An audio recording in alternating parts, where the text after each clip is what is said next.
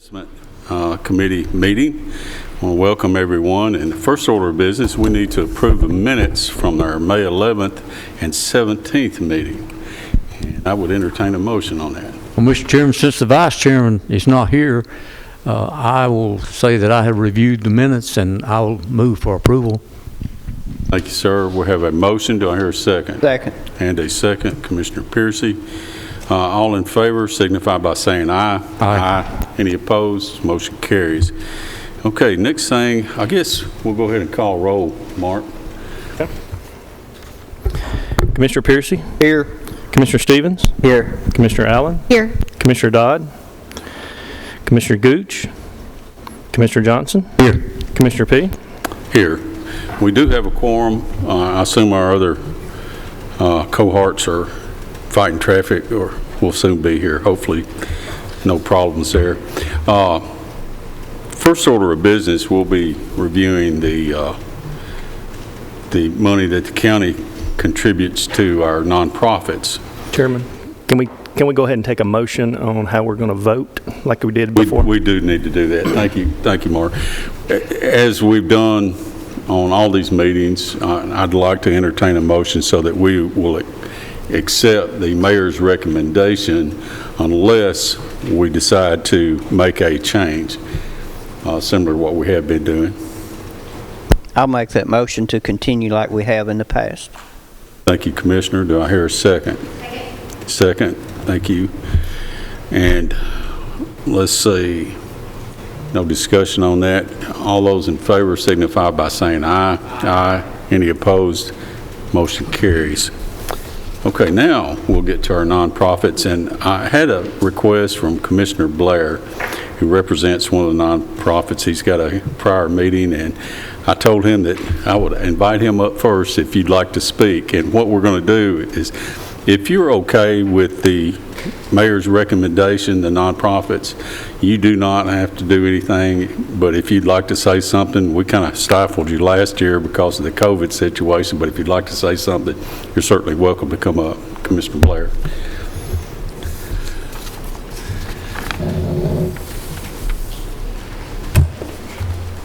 Good evening, Mr. Chairman, Commissioners, and Mayor.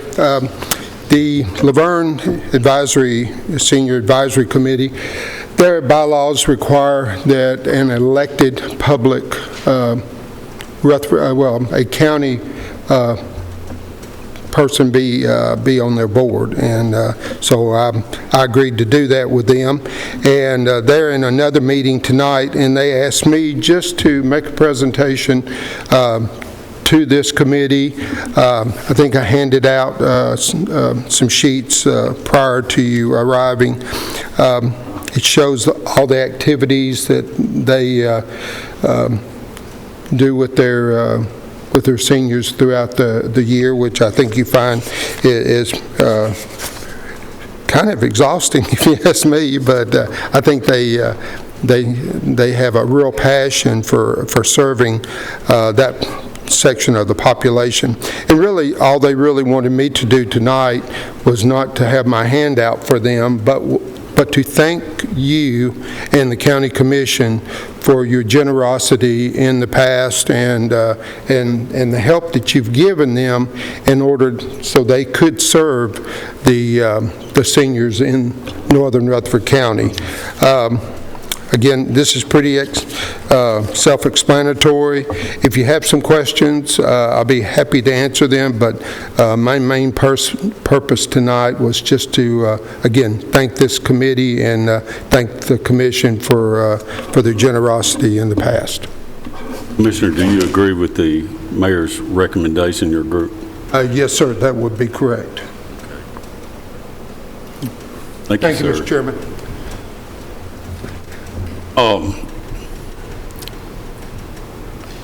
Would the committee like to look at these as a group, or, we can always make a motion at any time as somebody wants to speak? How would y'all like to handle that? Just wait till the end of all these guys that want to speak and present, and at that time decide whether we need a motion or not, or would you rather one at a time assume that we're going to agree with it?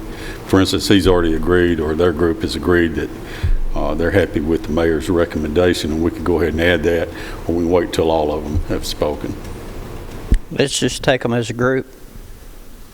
Is that okay with the rest? Okay, I see nods all the way around. All right, anyone else that'd like to speak? And let's see, Mark, have we got these in any particular order? I know we've got... No, so they're not in any particular order, and I just let everybody know at the nonprofit level that they would be welcome to come tonight and wanted to speak, and I know some folks could not be here. We had prior engagements, but I told them it was not a requirement to speak, but they were welcome to.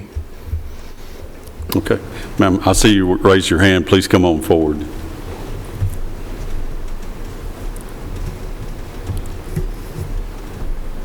Welcome. Good evening, Mayor, Mr. Chairman, council members. I'm Fran Dunn, and I'm the Executive Director of the Senior Activity Center of Smyrna. And first of all, we are most grateful for the mayor's recommendation and gladly accept that. We're very grateful. We are thrilled to have the relationship that we have with Rutherford County. The three Smyrna commissioners I consider to be friends, so that's very important to me and to our center. The month of May, as designated by the National Council on Aging, is Older Americans Month. And the theme for this year is Communities of Strength. And I have to tell you that the Senior Activity Center of Smyrna has come out on this side of COVID as a real community of strength for our members and for the senior population within the town of Smyrna and surrounding areas. One of the most exciting things going on at our center right now is that 50 years ago this month, the lady sitting right back here with me, Patsy Brown, started our center. So we are celebrating our 50th anniversary. We had a kickoff luncheon last week, and we have almost a year's worth of activities planned to celebrate this milestone. So I just want to take this opportunity to invite everybody on the commission. Mayor, you're going to get an invitation to come.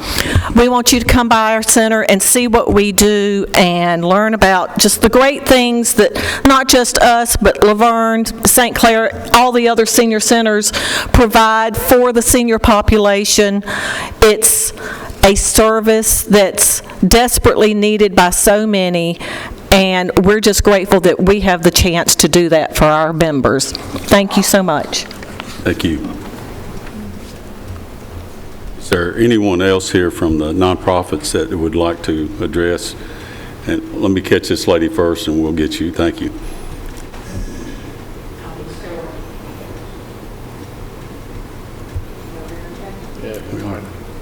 I'm Sharon DeBoer with the Child Advocacy Center. The pandemic has been particularly tough on children. We are serving 24% more child abuse victims this year than we did the previous year. So if you have any additional funding, we would be very grateful. Thank you all so much. Okay, thank you. Sir?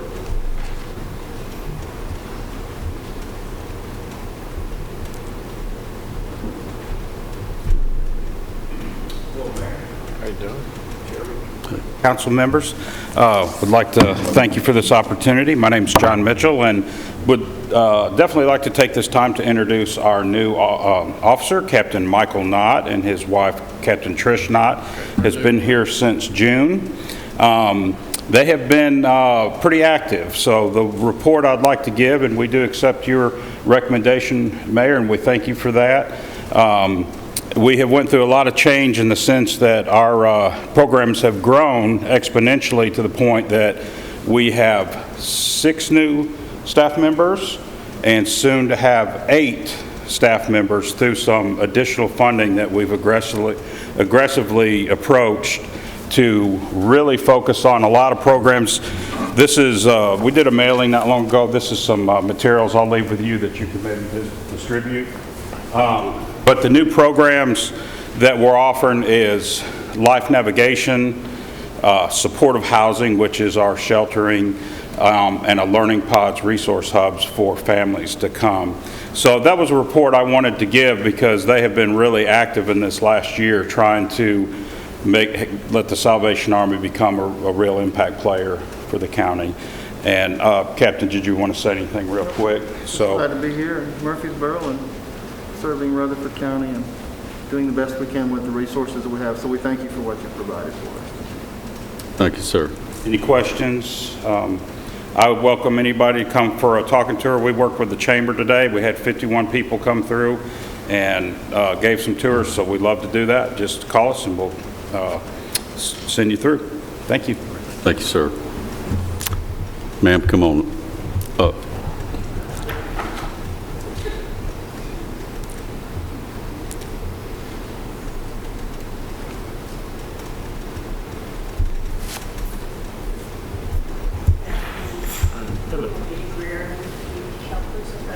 Yeah, speaking to the microphone there. So I am Lavita Greer. I'm with the Community Helpers of Rutherford County, and we accept also for this year's grant. And I'd like to tell you that during the pandemic has also affected community helpers as far as being creative in new ways in order how to reach our population during these restrictions that we've endured through the last 18 months. We were only closed for 1 week of not serving clients. We revised our website so we could provide services electronically. We've continued to do that, where 60% of our clients have been served through electronically and through face-to-face visits and through phone interviews. Year to date, we've served almost 800 households this past year. So we're continuing to provide services to prevent homelessness and to maintain our families a healthy home. So the funds are greatly needed in order to help us to be able to continue to administer the funds. We have been able to access other funding through the federal government, through the COVID relief funds that have been provided. And with those funds, we've been able to help people more with their rent to pay up to at least 1 month's rent instead of the maximum. Previously, we've used to $500. So those funds have greatly helped us to be able to help people to maintain their homes. And we've also been able to access other funding through THDA, the Emergency Solution Grants, where we're able now to help people in arrears up to 6 months. So the additional funding, which helps us to be able to administer these funds, are greatly needed with the direct services that we provide. Any questions at this time? And Community Helpers has been serving Rutherford County for over 41 years now. okay. Thank And you. you are okay with the mayor's recommendation, although it'd be nice if we could have more. Yes, thank you very much. Yes, okay. I am in agreement with that, Thank the you. recommendation. Thank you. Ma'am, please come.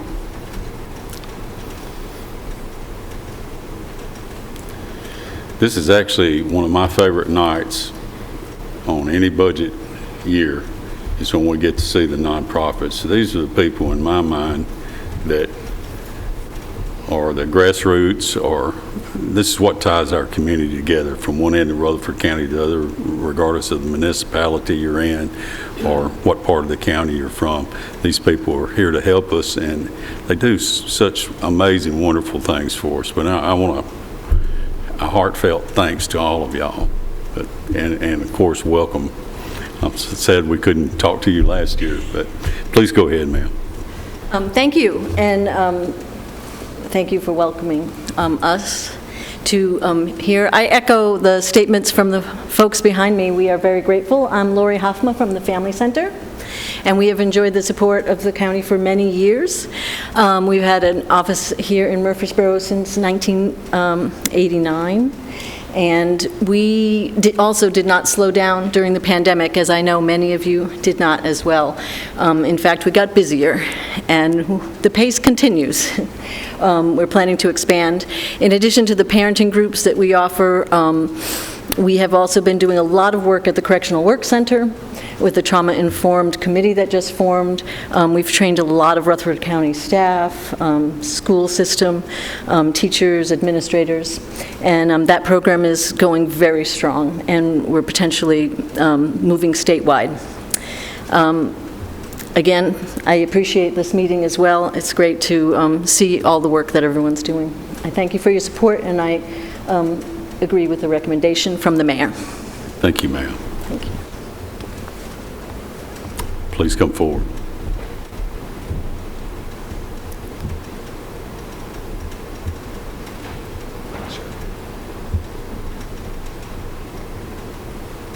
Good evening. I'm Cheryl Holtman. I'm the board treasurer of Kamari House. A lot of you people here may not be aware of what we do. I think Mayor Ketron is, and a few of you might be aware. We provide supervised visitation to parents who cannot visit with their children alone.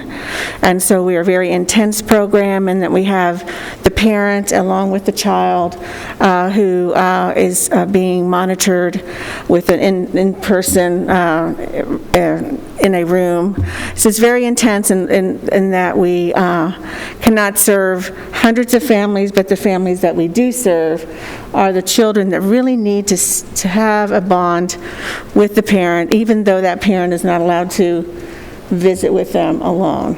We're located on Spring Street. We've been around since 2012, and we greatly appreciate the county's support, and we accept your recommendation. I think everybody agrees that a lot of us who are in the nonprofit world, we often, I don't know why I have this on here, but we often struggle because a lot of our events were canceled, our fundraising events, and everybody's really competing for funds. So when we have the stability of county funding, it's very, very important to all of us. So thank you so much, and we greatly appreciate. Thank you. You're good. Thank you. Anyone else? Again, I want to thank all of y'all that have come, and I thank all of these guys that we donate to do a very important service for our community. And having said that, I want to ask the committee, are there any changes, or Mayor, would you like to speak to? Sure. Thank you, Mr. Chairman, members of the committee, and all the 501c3s that are in attendance tonight. Thank you for your submission. If I were a millionaire, I'd give every one of you $1 million, because it's every organization that's on this list does so much for our community. I just wish that we could do more.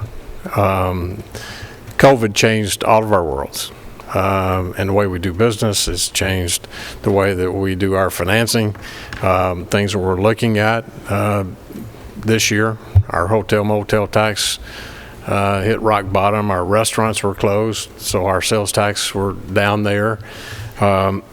So it's my recommendation, Mr. Chairman, that all the agencies that sent in requests this year, that we give them the same that they got last year, except for two. One is the Rutherford County Library System, that we participate with the city in that, and my recommendation is to add $100,000. They requested $200,000 more than they got last year, and I'm recommending $100,000 over their request. And then under HARC, they had previously received $20,000. I'm recommending $12,500, and I took the $7,500 that from that line item and giving it to the first time to apply is Feed America First, $7,500. Feed America First, as we've seen through this COVID crisis, they do a lot in bringing in groceries on a regional basis from all these different grocery store entities, Robert Orr Cisco's, etc.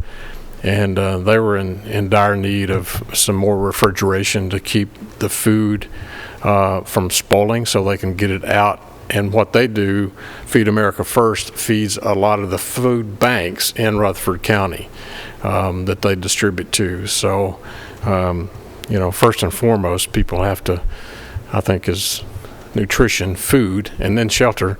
And I felt that at their request that we could at least help them feed as many other 501c3s as possible. It's my recommendation. Heard the recommendation, and also Commissioner. If you don't mind, I have a question for the mayor. On the H3 ARC, did you have a conversation with them about what that change in funding, how it's going to impact them? I mean, are they expecting that reduction? We had sent a message. I did not personally speak to them. They were in transition between Bill, can't remember his last name. He was the first director. He resigned. I told him that probably we were going to go this direction, and have yet to meet he said that the new director was going to come. And basically I saw the $20,000 that we put in and $20,000 that the city put in basically was going to his salary and to the assistant salary. Out of all those on here, I didn't see that it's going to affect what they were originally designed to do, and it's help the homeless. It was going to, over 80% was going to staff. I just know I wasn't familiar with the H3 ARC, so I had looked them up, and I know it's a coalition of about 60 nonprofits, and so I'm just trying to anticipate what's the ripple effect going to be by taking that funding away, and I just didn't know if we had talked that through with them. But yeah, everybody came to when I first got elected. I took the $20,000 check and made the presentation and saw all the other 501c3s come there, but nothing was going from this organization the way they had envisioned it growing, and letting them be the kind of the central receiving to give money back out, similar to what Feed America First is giving food. So that was my choice and my recommendation to you. And then the other question I had is on the hotel motel tax. We've anticipated a $135,000 increase on that. After hotel motel being so low, I'm just concerned that's an awful big jump to be expecting and be budgeting for. What, then we do an audit? We budget it, but we don't pay it until we get it. I mean, they only get a percentage of whatever we receive.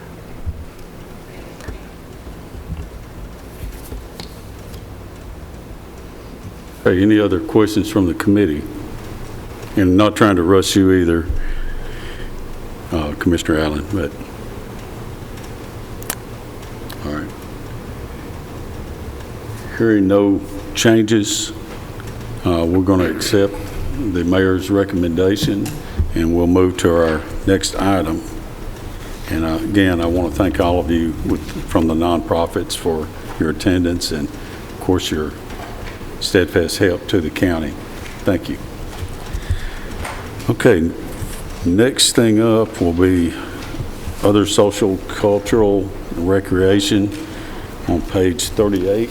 That is the section we just finished. Our next session will be the Tennessee Rehab Center. Yes, and that's on page 37. Followed by the library. Okay. Excuse me, and thank you for straightening me out there.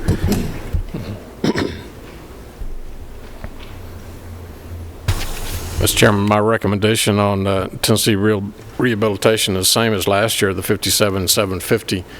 You know, we're very blessed. Of course, this is a state-run entity in Smyrna, but been to numerous graduations there, and to see the work that they do to have a facility not only in our state but one in our county. They do a lot of head injuries and work with those clients and get them to where they can function either in landscaping or catering or cooking, or a lot of states are jealous that they don't have a facility that can address those needs like we have here in Tennessee, and some states have tried to replicate that. So it's my honor to recommend that, the same as what we proposed last year, or provided last year. Okay, you've heard the mayor's recommendation. Do I have any questions, comments, or? Any requests for change? If not, we'll add that to our tally and move over to the next item, which is Journeys in Community Living. Yes, sir. Mr. Chairman, members of the committee, this, for those of you remember, this used to be the Rutherford County Adult Activity Center. We own the building, and at purchasing was it last night? We had purchasing last night? Night before last. Since we own the building, the roof was in dire need of repair, and bid was given. Bids were sent out and selected, so they'll be getting a new roof on that building to provide a better conditioned building without any leaks. And that roof is being covered through the Gov 20 grant that we have. We've got a real good rate on it, on the quote. So my recommendation is the same as last year at $37,800. And they get state funding as well. The 37.8 will help cover that roof, so they've got No, sir. No, sir. This is for operational expenses. The roof came out of the Gov 20 grant money, one-time, non-recurring dollars. Thank you. Any more questions for the mayor? Any recommendations to change the mayor's recommendation? Hearing none, we'll add that to our agenda and move over to the next one, which is the Rutherford County Library System. And as I stated previously, they had requested $200,000 more, about $200,000 more than what they got last year. My recommendation was to give them I split it, and I'm recommending $100,000 more than last year.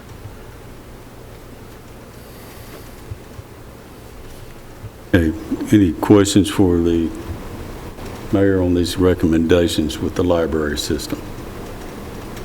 Rita was here. I don't know where she went. Ms. Shacklin. I guess she was satisfied. I would say she is.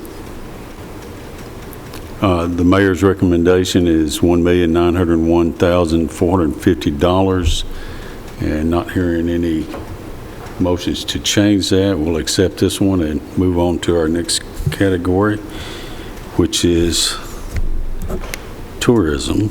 And the first under the tourism is destination. Okay. We need to go down from started at fire and rescue and go through those, or The tourism section is on the back of your pink sheet. It's the very top section, encompasses the Chamber of Commerce, Hotel Motel, Heritage Center, Main Street, Oakland's, and Sam Davis Home. listed under contributions. Okay. Thank you. No change there, Mr. Chairman. And except for the Chamber of Commerce, which is, again, what you had said, it's a percentage of hotel motel Yeah, tax. they get that 15%, so that automatically bumped it from the 375 to the 510 that Commissioner Allen, Chairman Allen, was referring to.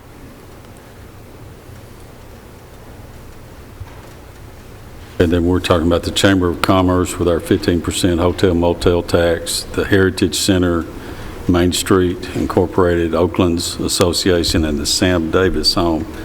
And total recommendation is $576,350. Are there any questions for the mayor on this budget or any recommendations to change it? Hearing none, we'll accept the contributions budget for tourism and move to the next one. And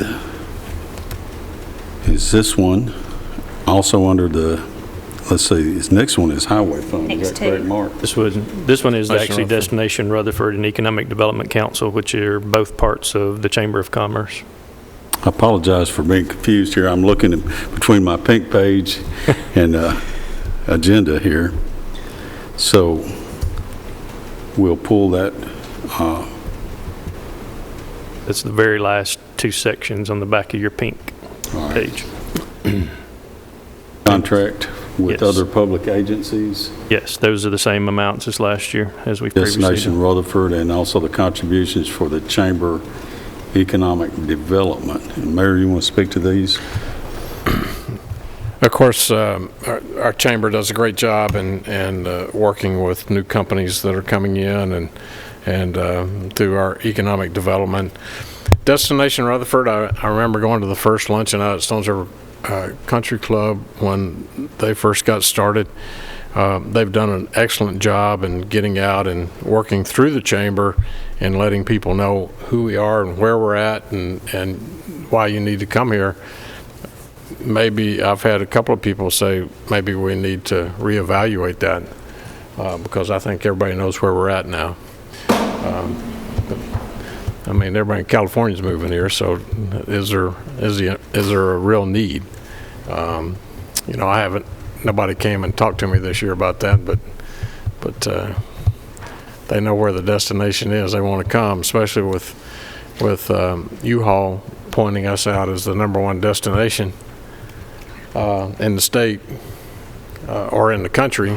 Tennessee was #1 destination for U-Haul trips, and we're the fastest growing in that state, so that makes us a recipient of those deadhead moving trailers.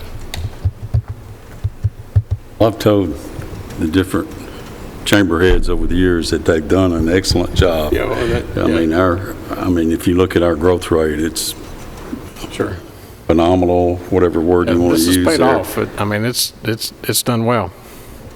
But that also brings in economic good for us, jobs, Yes, and security for us and our children. So, okay, you've heard the mayor's recommendation for the Destination Rutherford and also the Chamber Economic Development.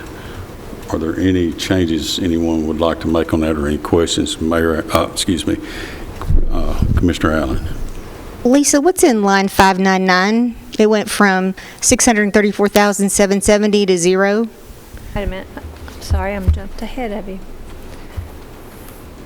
Which one? It's line 599 in 5821 or 58120.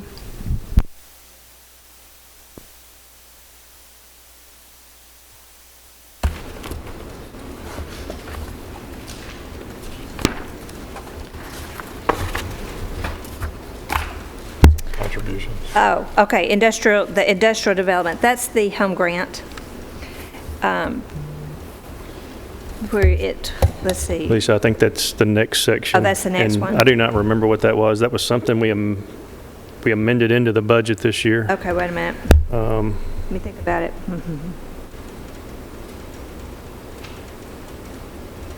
634. I don't recall what it was. Oh, okay, I know what it is. It just had to roll through. It has to do with the airport authority. When they went ahead and paid their property tax, and then we had to flow it through to the IDB. That's what that is.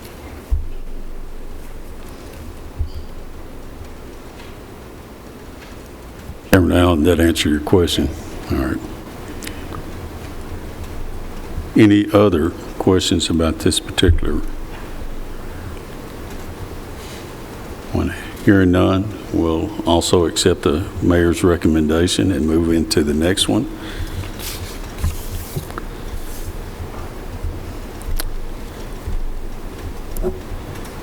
And looks like we're ready for highway fund, or not? We're finally ready for highway, yes. We've made it to highway now.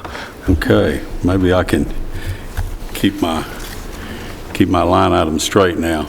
Tabs 9 and 10. Brooks, welcome. I'll just give an overview. Again, this one the mayor does not recommend on. Estimated revenue is $12,409,774. Appropriations $11,790,069, with an estimated increase to their fund balance of $619,705. Before Mr. Brooks speaks too, I want to, since the mayor does not make a recommendation on this. This is one, when he finishes, we'll need to make a motion one way or the other as far as accepting his budget. But please continue. Sorry, Greg, yawn. What's that? I said, sorry, Greg, yawn. Good evening, everyone. The budget you see tonight is one that we submitted to the road board at our April 5th meeting, and it was approved unanimously. And what we've tried to do is hold a flat line on our projected revenue, thinking that, with COVID and everything, we're very apprehensive about what our collections will be in our gasoline tax. Currently, we are near where we were in April, we were near where we were last year. So hopefully that'll hold true.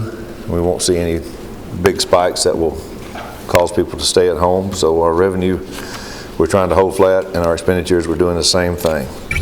So if anybody has any questions, I'll be happy to try to answer them. If I can't, I'm sure Mary can.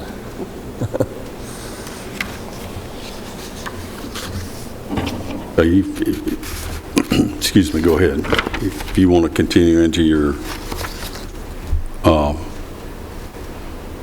appropriation side, since I assume you've addressed all the revenue side you wanted to, or am I mistaken? No, you're correct. You're correct. You can see there that the expenditures, the projected expenditures are $1.2 million less than last year, what we projected last year. Most of that has to do with the capital outlay, where we've tried to be very conservative on what equipment we're going to try to buy this year, trying to find places to adjust our expenditures to match our revenue.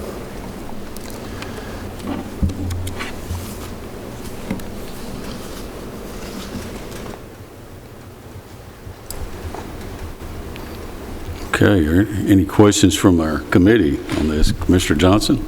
I don't have any questions, but I have a couple of comments.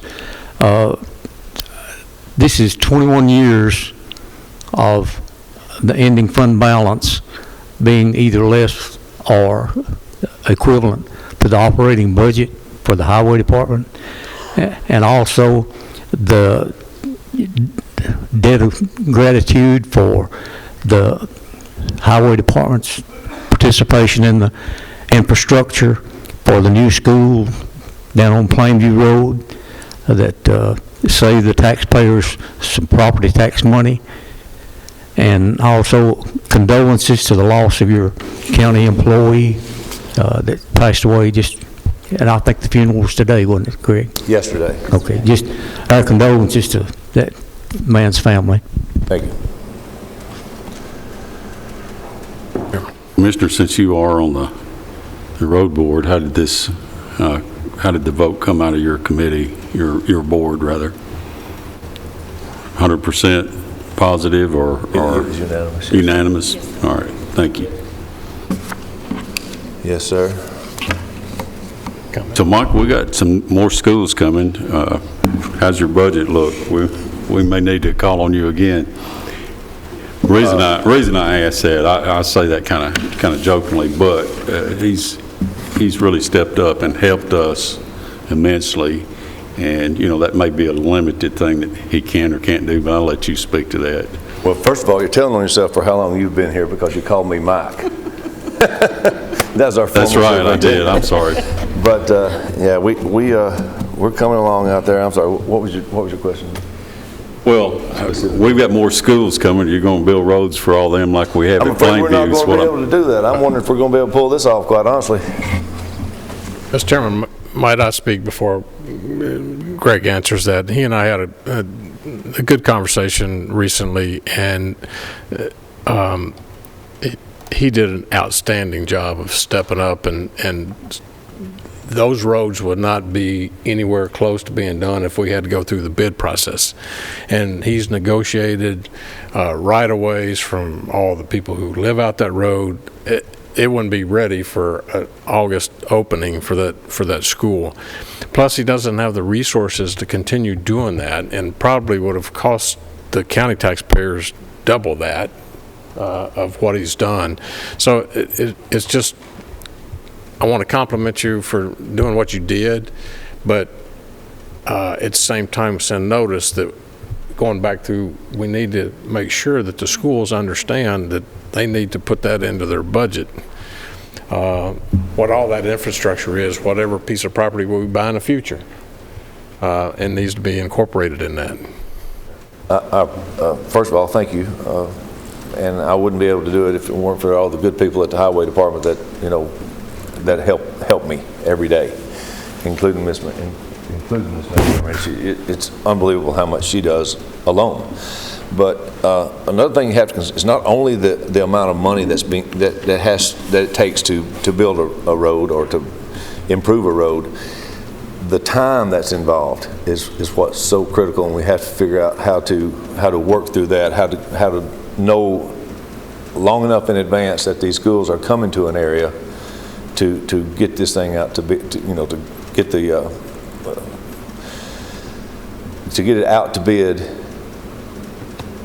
in an effort to be ready when the schools do open. I mean, there's a lot of time involved. I know you've been involved for a long time, and you've had a lot of dealings with TDOT, and I think anybody at TDOT will tell you that it's a 12-year process. Right. From concept to an actual usable product for a new state road. So it's not a lot different when you have to deal with contractors and all those hurdles. So somehow we have to figure out, I don't know how you did it, how to get out in front of these time-wise, not just money, but the time. Greg, I personally, one thing I want to say, and we all need to applaud this, is the amount of communication has changed in a positive way as far as between us, you, the schools, and our planning department. And I think all the commissioners agree with that. I see a planning commissioner nodding, yes, this is true. And that's something we've been lacking, and I think in a good part is due to your help that we're getting there. And I want to tell you how much we appreciate that. Well, it's communications. It's a two-way thing, So I've had a lot of good relationships have been built, but we all have to work together, because the bottom line is that there's no one at fault. This is just the growth that we're experiencing that you were talking about earlier. School board is under the gun to get these schools built so we can send our kids to school in brick and mortar, and that's what they deserve. It's not their fault. It's not anybody's fault. We just have to work together to figure out how to do it.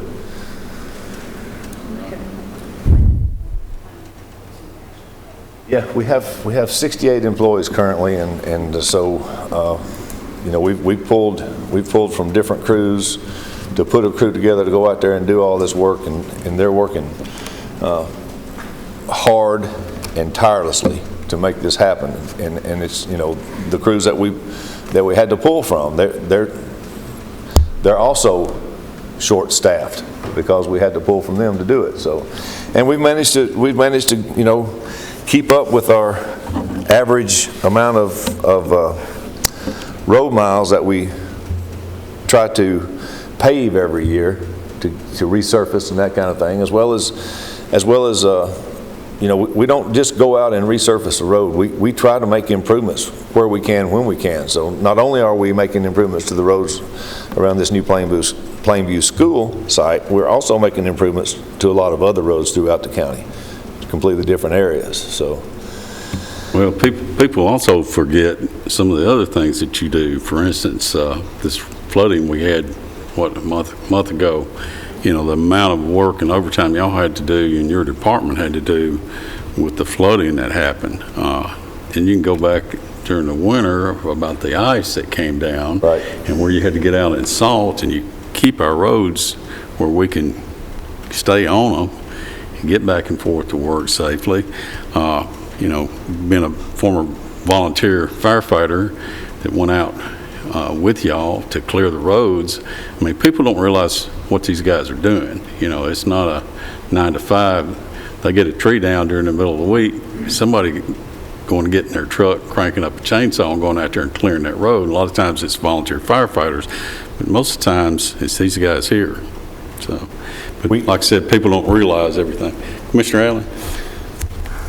First, I just want to also commend you, Greg, you and your staff, because you guys were asked to do something we've never asked of your department before, and you really rose to the occasion, and I appreciate that. So I have a follow-up question to that. And this, you may or may not want to actually answer this question. It might be a food for thought question. The problem with giving you adequate lead time on the roads is the fact that we don't build the schools until the kids are here, because we can't justify building the school. So the problem then becomes that turnaround time, there is no lead time. So my question to you is, because you've done this so well and you've come in on time, under budget, do we need to have a conversation about scaling up your department so you can be nimble and you can respond to these things when they happen? And again, if you want to think about that, you don't have to answer it, but I'm just curious if you even had already given that any thought. I can broach some of those topics. I mean, there's a couple of questions in there. First of all, you mentioned that you want to give us, our department, adequate time to do this, to be able to put these projects together. But I think that what everyone needs to understand is this was really never intended to be an ongoing process. We have 976 road miles that we have to maintain, and by that I mean there's a lot that goes into all that. I mean, there's mowing, there's construction crews, there are paving crews, obviously, but we can't continue to do this to this level.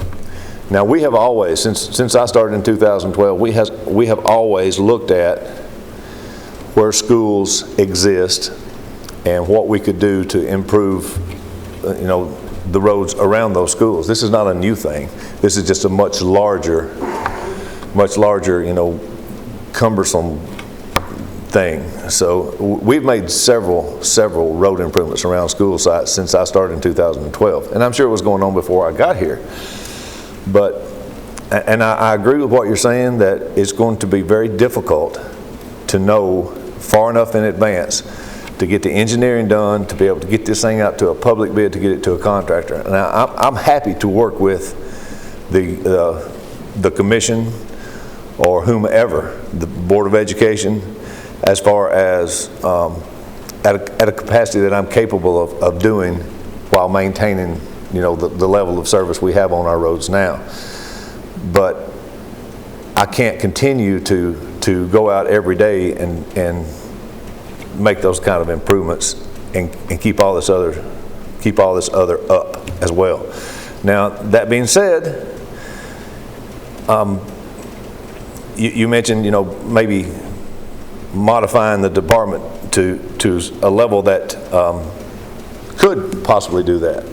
Well, there's a lot of moving parts to that. There's equipment, there's manpower, and obviously it all comes down to money and where we're going to get that money. But the manpower is a problem as well. I mean, when things are good all over. Construction companies are struggling to find employees, just as we are. And you have a few little glitches, and the next thing you know, you got 10%, 15% of your people are out for one reason or another at one time. I've got a man out with I won't bore you with all the details, but there are a lot of people out right now that we're having to fill in for. Some of them are quarantined because they were potentially exposed to COVID. One guy's got a broke foot, one guy's got a bad back. Mr. Johnson mentioned we unfortunately had a very good employee that passed away from COVID. He's 59 years old and apparently healthy, but so we're down several people right now. But I don't know where we would find the people. I just don't know where we would find those people. And that's why I feel like maybe getting this thing out to a contractor that's potentially looking for work would be the best way to make this happen. The permitting process the right-of-way process, acquiring the right-of-way and engineering, that's the most difficult part. That's 2/3 of the time right there. And that's what we have to try to get in front of. Now, I can't answer how we do that because I know what you're saying. We don't know 5 years in advance where we're going to build a school. We know what the Board of Education has a plan that they're trying to, they try to project where that's going to happen, but it's a living plan. It's not something that's concrete. So I don't know what the answer is, but and maybe it'll get easier because I think some of our school, and I'm the highway department, but I don't want to speak for the Board of Education, but I think some of our campuses that we have acquired the property, I think some of those campuses were intended to have more than one school. So maybe it's not going to be just a brand new thing like at Plainview, for instance, where there was never a school in that area to start with.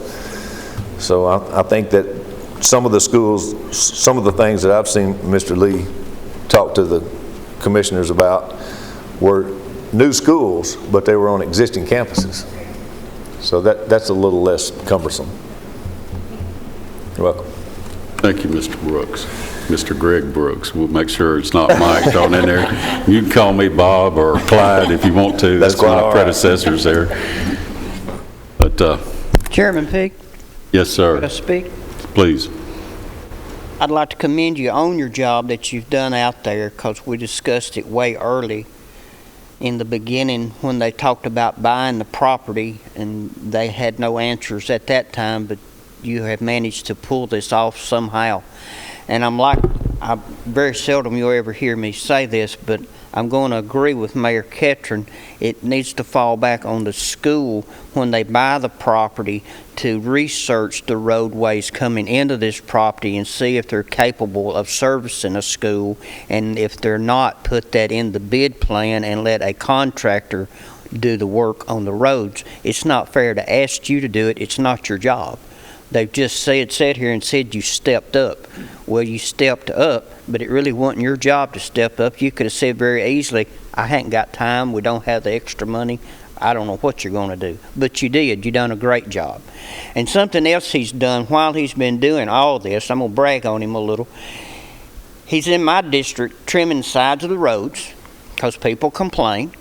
And he's also putting in a new cupboard in a side street for an 80-year-old man on a walker because he can't get to his mailbox when it rains and water puddles because the cupboard's mashed on both sides and the water can't get through it. They're out there doing that too. So he does a great job. Thank you. You're welcome. And let me say that we haven't pulled this off yet. Now, we know there's a finish line out there, but we are not at it. I mean, we will still be working August 1st when the school's open. There's no question about it. I mean, we can see the finish line, but we haven't crossed it. That's for certain. You're a lot closer than they would have been. Oh, for sure. Absolutely. Yes, indeed. Yes, indeed. Mr. Piercy, I appreciate that and agree wholeheartedly. Having said that, you've heard the recommendation, Commissioner Allen. I just have one thing I wanted to add. If the schools put the roads in their budget, I'm fearful unless we code it a certain way, and at least I don't know if there's a way to do it. Because we're building an elementary school, you're looking at shared revenue with Murfreesboro City Schools. So by inflating that budget, you're inflating the money we have to share. And so that would be my apprehension to building the road part of it into the school budget. I just feel like hopefully it can live somewhere else in the budget. It doesn't have to live in Greg's budget, but I feel like it needs to live someplace else. So. Got a good point there. Having heard the discussion and all this bragging we've been doing on our road superintendent, I hear a motion to accept his budget. I'll make the motion to accept his budget as presented. I'll give you a second. Somebody over here that's on the road board was nodding me first, but I appreciate that. We have a first and a motion and a second to accept the budget. Any further discussion? Hearing none, Mark, please call roll. Commissioner Piercy? Yes. Commissioner Stevens? Yes. Commissioner Allen? Yes. Commissioner Dodd? Yes. Commissioner Johnson? Yes. Commissioner P? Yes. Okay, motion carries. Thank you, Greg. All right. Next up is general sessions.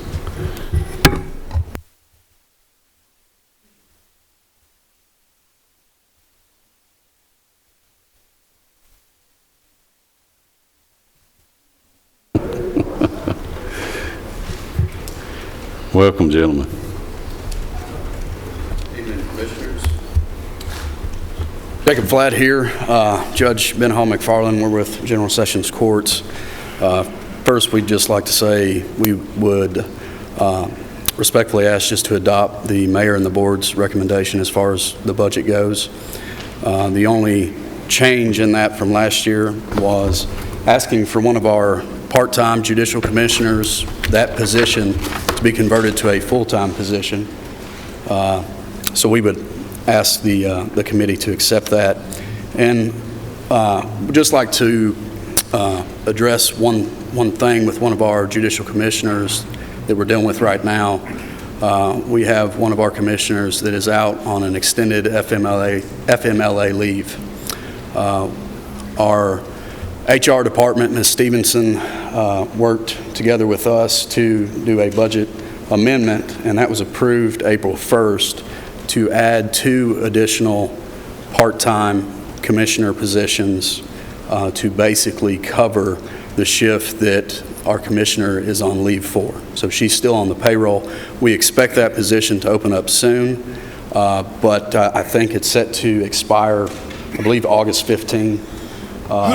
So in the event that she's not, and she was left on the payroll so that she could be approved for her disability, Social Security, in the event that that's not approved before the end of the fiscal year, we may be back asking to do another budget amendment to ask to extend the period of time that those part-time positions can remain available so we have staff there. But they're not in the budget for now. They are in the budget until the end of the fiscal year, but we have not put them in this proposed budget because we don't know if we're going to get that spot filled yet or not. And that's all I had to address. If anybody has any questions. Ms. Stevenson, would you like to address that? I just wanted to say that the employee is out on an approved FMLA, so it's the 12 weeks, and that 12 weeks does not expire till August, and we do not anticipate that she will be able to return, the employee will be able to return, which is kind of where we were going with this, saying we don't anticipate she'll be back June 30th, and if her leave does not exhaust until mid-August, that he may need somebody to help for those next couple of months as well. Correct, and that's not in the budget that we've requested, so we may have to come back and ask for an amendment to that, to ask for those funds to extend those part-time positions. And this is a very long-time employee, very loyal and dependable, so we worked with our HR department to try and leave her on the payroll so that she could retain her benefits. Did do the right thing. Correct. Mayor? Thank you, Mr. Chairman. Members of the committee, my recommendation this year is, let me just say, this is Judge McFarland's last, since he just recently announced his final retirement. This will be your formal, but not yeah. formal This is your. We'll have a formal time later on, but this will be your last budget after all these years, and this committee, say thank you for being a diligent steward and servant of the people. My recommendation, taking that part-time to full-time, which is $60,114, and then with the lift to the table and the 3.8 increase in our health benefits, my recommendation is $2,446,052. And do you guys accept the mayor's recommendation with the caveat that we may end up having to change this due to when we are reported where the salary will take place. I think everybody's clear on that. All right, thank you, sir. Thank you. Any further questions from the committee on this particular budget? Hearing none, I'm going to add this to our agenda of the accepted budgets and want to pre-congratulate Judge McFarland. Commissioner, Thank you, Jen. I'm adding that to my to-do list to come back to maybe when we get closer. Oh, hopefully we can take care of it before adoption date. That we can add it in. Okay. I'll keep up. Okay. Thank you. Thank you, gentlemen. Thank you. Thanks, Judge. All right. Next up is, if I'm not mistaken, emergency management. Chris, welcome. Chris, usually you don't have a lot to say, but you've got a lot of changes in your budget this year, so. Yes, sir. Thank you, Chairman, Mayor, Committee. This year we do have a few changes. One of those changes is our public safety communications. Moving it from EMS to under emergency management. And the reason we have collectively requested this is that with Director Hudgens, Chief Farley, and myself, it's something that it's a venture, not just ambulance service now. It is emergency management, fire, and EMS communication center. Us three working together along with a governing committee that would set policies, procedures, and then it would be up to the supervisors to enforce those policies and procedures. Chris, sorry. Can you pull that microphone up just a little bit? That way they can hear you on public too. Yes, sir. That's all right. And that is one of those changes, and our budget will reflect that in salaries and operating budget for our communication center. Second is that we're requesting a stipend for our volunteer fire departments. This would be on an individual volunteer firefighter and incentive program for their training, participation in training and response. We did a collective count of volunteers and their certifications, and it was close. If that individual met all of the requirements, responded to 75 or greater % of their calls, their max would be, they would receive in December a max of $500 per firefighter. And keep in mind that firefighter must have completed a 64-hour live burn, which is required for a state to make entry to a house fire. And anything after that, including medical training, certification through the state, and then we add in the response. We come up to a total of $25,000 that would go toward those individual volunteer firefighters. We're hoping to increase that incentive for our volunteers to volunteer more. It's our hopes that we will bring in more participation, and also, just to be honest, to help us recruit in other areas such as EMS and fire. When we talk about a full-time position, their training will already be done. So there's a lot of good attributes to that program. Keep in mind that the state has also passed legislature for a volunteer training program through the state. So there could be an opportunity for the volunteer individual to receive in training and incentive programs up to approximately $1,100 that they could take home to their family, utilize it for Christmas, and see some type of benefit to volunteering to the county. However, they have to be a bona fide volunteer fireman. If they receive any wages whatsoever from Rutherford County, it would exclude them from our incentive program. Those policies and procedures has been sent to our county attorney to look over, and also I've also reached out to CTAS for their assistance during this creation of this program. There's several across the state that are doing this, and I think that it would be great for our volunteer fire departments and our communities that we live in to increase that incentive. Mr. Johnson? What's the total increase that you're asking for? How much does that involve? Sir? How much does that involve in the budget? $25,000 for that stipend. That's really a bargain for the incentive. Yes, sir. To increase their efficiency, their expertise, and safety doesn't come at a cheap price to start with. And it's just how you value your own life and your family.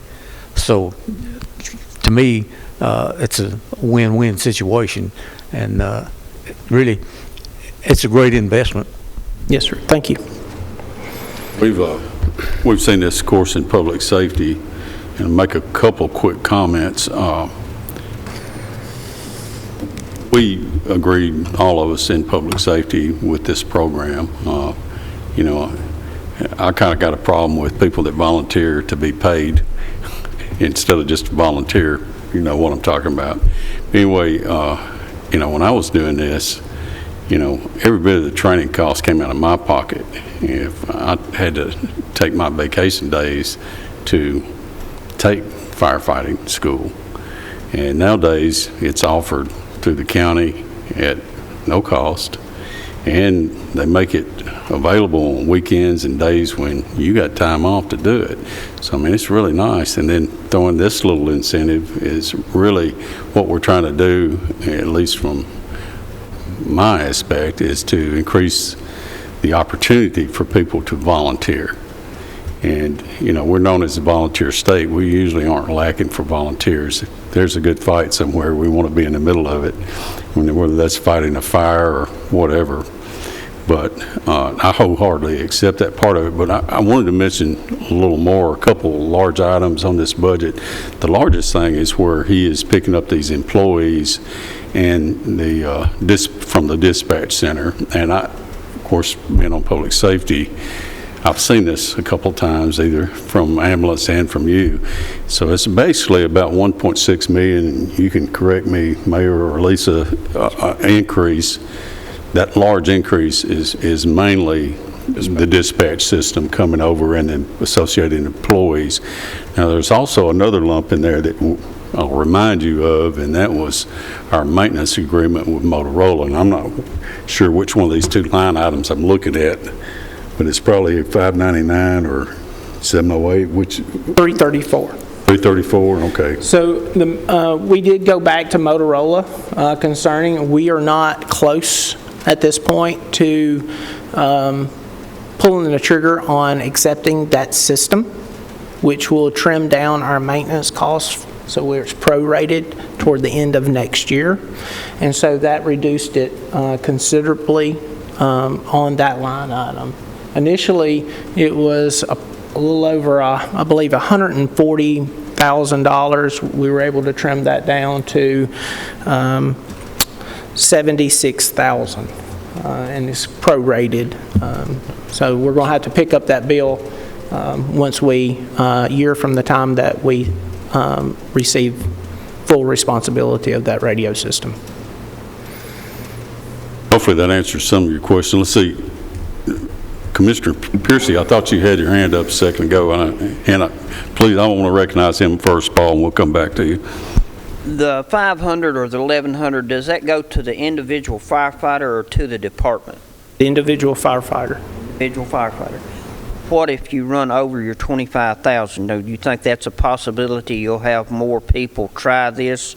Where will the next money come from? In the public, I'm not sure, in the budget, in the Public Safety Committee, I did provide a spreadsheet of how many firemen that were reported by their chiefs that had certain amount of training that would qualify. And then I went to the max response of 75%, which is $75. Also, so it came up to approximately $22,000 $21,000 if we added all of those certifications, the highest response calculation, things like that. And that's where I came up with $22,000, and rounding up in anticipation of attracting more people when this happens. There's a little bit of gap, about $3,000 there in the event that we have an increase for this year. In this program that that we are trying to initiate, it is retrograded from November of 2020 to this November. Those people that are currently those 64-hour live burns that has received those state certifications, along with ones that have medical, along with their responses, it would be active, and then we would do this. Hopefully, it would end this November. So it's retrograded back to November is how we're starting the first year. So these are current numbers. So you'll have to forgive my ignorance on firefighters. I've never been a firefighter like Mr. P. But is it designed where if I was a volunteer firefighter and I did not have this training, can I get this training in time to get in on this money before it expires? You would receive a percentage, and it's laid out in that program. And I'll be glad to send any of you the program itself. We'll try to send that out to everybody so that you can read up on the policies and procedures of that. But let's just say that somebody comes in October and they have those requirements and they meet a certain amount, and we call it active, inactive, anything greater than 10% of their training response, that classifies them as an active member. If they meet that criteria, then they would receive 25% of the max of what they could have. So it includes today's date as well. And it's, for the most part, prorated. Is there anything in the program to keep John Doe from walking in that's completely qualified? Yes, I want to be a volunteer. You give him the money and he goes home in 2 weeks? No, sir. We try to put that in there because he has to at least participate in 10% of the administration, the training, things like that. So they have to be somewhat familiar with the department themselves. That's the reason we put that active in there, that 10%. And so it would be up to that fire chief to submit those requirements. And we're urging those fire chiefs to be very accurate and timely, because also in there is some reporting that they would have to do, and they would submit that to the emergency management office, and then we would audit and then send that to finance. As a rule, one of the requirements for each of the departments is they turn in their training hours in a roster each month. So it's pretty easy for us to check as long as the department is keeping up their records. If they're not keeping up their records, then they wouldn't have proof to certify somebody getting the money anyway. Correct. And then also, if they don't turn in if they didn't turn ours in and they don't turn in the state, then that fire chief would have to kind of defend himself from his firefighters, because that is money in their pocket. Okay, thank you. I'm all about the program. Yes, sir. It sounds like a great deal, but I just had some questions about it. Yes, sir. Thank you. Yes, sir. Mr. Johnson. One other comment. I don't know what the problem with the volunteer fire departments is about retention, but this would kind of help as far as retention is concerned. And turnover, I don't know what the turnover rate is, but I think that it would be very positive in that, because be the incentives to stay there instead of, well, I don't want to do this. One of the things that my hopes is that we will draw some of those already trained firefighters that are paid in another department, such as Smyrna Fire Department. They have Smyrna firemen living in the Amville area, that it would draw them to their volunteer department and participate in helping their community that they live in. And that's another incentive, is bring some of those already trained guys out to help their community of where they live. Same thing with Las Casas. If they're a Murfreesboro City fireman, and they want to be part of this. Hopefully that would be an incentive to draw them. They're already trained to a high standard, and they help mentor some of the younger firemen as well. And I think that's what we're lacking a lot of times, is that mentorship that these young guys get out here. I was very fortunate being a volunteer that I had great mentorship. I wouldn't be where I am today. I didn't get here alone. I had a lot of help. And so telling me the right things to do, the wrong things to do, and keeping me safe. And so we look for that mentorship as well. To be honest with you, Commissioner, it's hard keeping people when they're paid as well. Well, a lot of these volunteers are younger men and just starting out in their careers, and a lot of the reasons they move is because of a job opportunity. And one thing that we're trying to do, and what we found, is we want Rutherford County people to be our volunteers. But not just for that, we're also looking to offer them jobs in public safety. There's many of the firefighters that I fought fire with that joined Murfreesboro City's force and other forces and continue to volunteer. And Murfreesboro City certainly benefited from our volunteers, because probably, I don't know, it's a very high percentage of Murfreesboro City firefighters came out of Rutherford County volunteer departments. I can think of 5 or 6 or 7 just out of Kittrell alone, and many of them still serving. So it's been reciprocal. It's not like they're leaving our community. They're actually still in our community. They may not be volunteering as much as they were, but they're actively working, and they're not leaving us. Now, you get these guys that come in from out of county, college or something. They may be here for a while, then turn around and leave, but they're going home, or they're to a better job opportunity. But these guys are prime candidates for our ambulance service. We want those guys to become EMTs if that's what they want to do. So these are incentives to do that. I mean, I'm for helping these guys any way I can. Commissioner Allen. Chris, you had a couple of line items with pretty significant drops. Line 599, other charges, went from $100,000 to $25,000, and then 790, other equipment, went from over $300,000 to $109,000. What were those? COVID related. 599, other charges. Chris, that's the money that we put in for COVID. The current year money is the and then stipend. the 700 are grants. That's going to be your Homeland Security grant. Yes, sir. And one more thing before hopefully I'll end. Actually, there's a couple items. Number one is Lynch Hill replacement, generator replacement. That generator is, I guess, made in the 1950s. We've seen a failure on Lynch Hill during the snowstorm. It is our hopes that we do have $50,000 requested in our budget this year.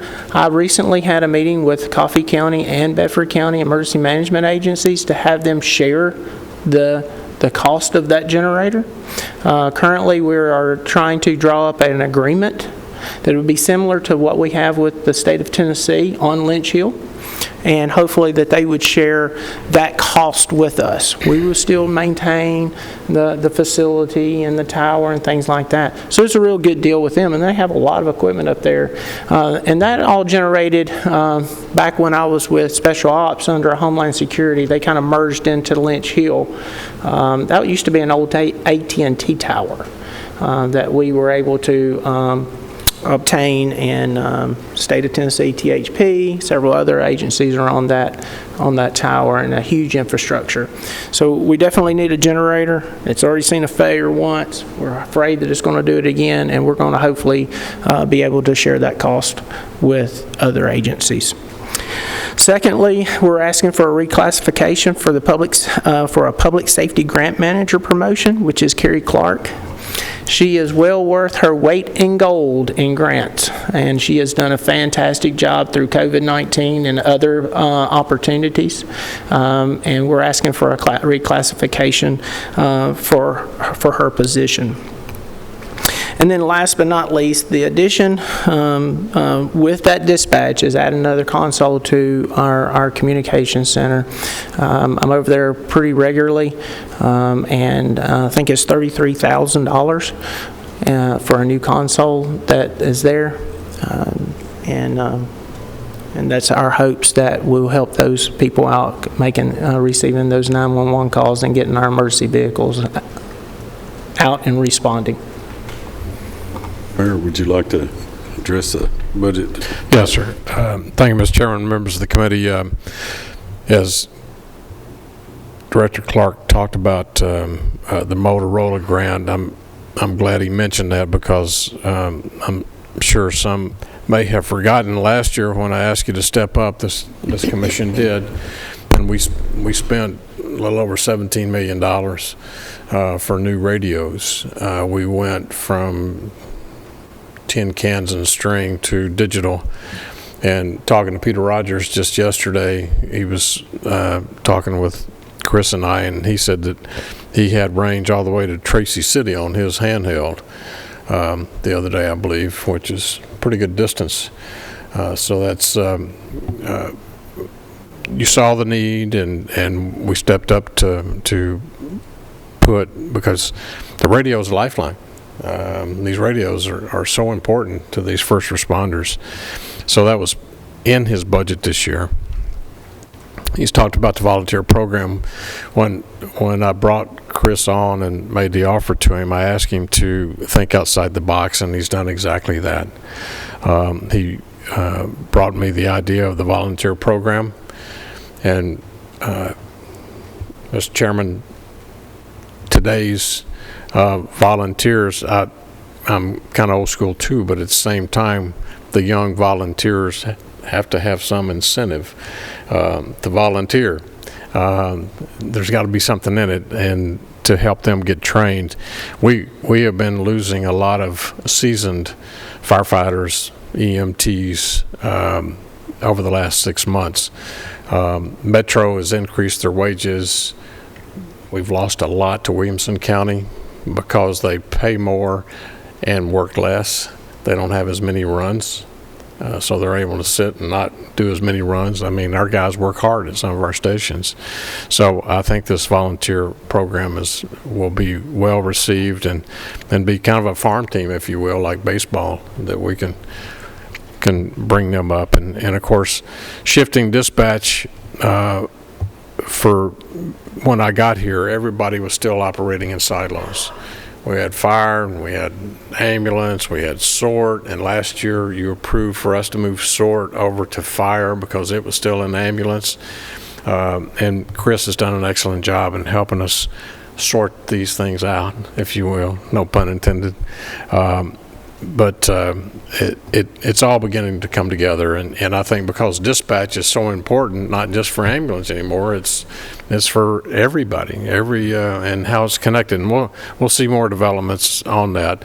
We'll say that today was Peter Rogers' last day. Peter has left and he's taken a job with TACN over the state highway patrol system, emergency system. And so I believe you posted that yesterday, posted the position. So Chris will be making a recommendation to public safety, Mr. Chairman. All that being said, things are moving in the right direction. We've got these guys stepped up like you won't believe, and we'll hear from LaShann here in a minute. And they all started working together, especially during this past year with COVID. Chris and LaShann thought they were brother and sister for a while because they were spending so much time. Refers to me as her work husband. Her work husband. I understand that, and John too. He was right behind them picking up the pieces. He's my brother. So. That all being said, Mr. Chairman, my recommendation for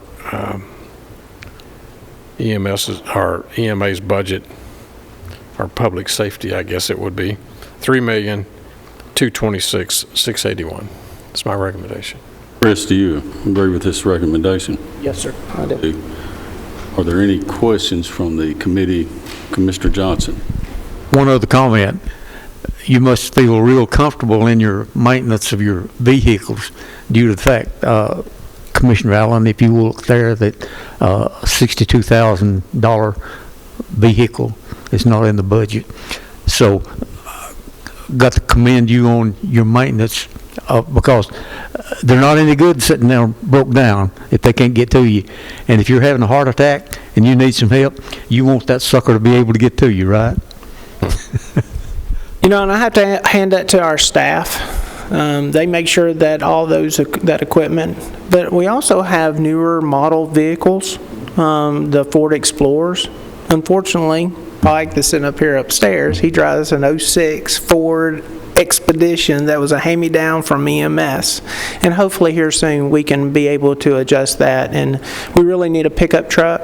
The mayor and I have spoken about that, and just due to budgetary reasons and things and ways that we can maybe look for a grant to pay for that. And so that's how we've gone. But Pike's our next one in order that needs a vehicle desperately. And one thing about it, this type of equipment, of course this was probably before your time, but you can't get those with S&H green stamps. That's right. I hadn't heard that in a while. Yeah, exactly. Okay. I know I'm dating myself because I can remember them well. I thought you were a top value man. Well, you've heard the mayor's recommendation, and Chris has accepted that. Do I hear any changes offered to this budget? Hearing none, we're going to accept it, the mayor's recommendation, and move on. Thank you, Chris. Thank you for your time. Thanks, Chris. Mr. Chairman, I have one other request. Could we take a little 5-minute break? I'd say so. 5 minutes. Everybody's returned, so we're going to go ahead and come back into session and ask Ms. Dixon to come forward with the Health Department. Welcome.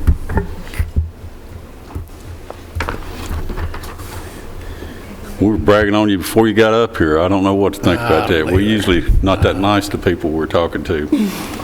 Well, thank you. So good evening, Mr. Chairman, Mayor Ketron, and Commissioners of the Committee.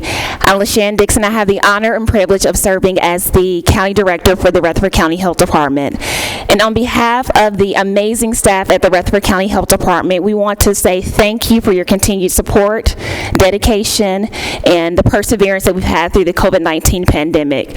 We are eternally grateful for all of the work that you all have done to ensure that our health department here locally can continue to promote, protect, and improve the health and prosperity here of our residents in Tennessee. So with that being said, from our first budget meeting, we do support the recommendation of the mayor.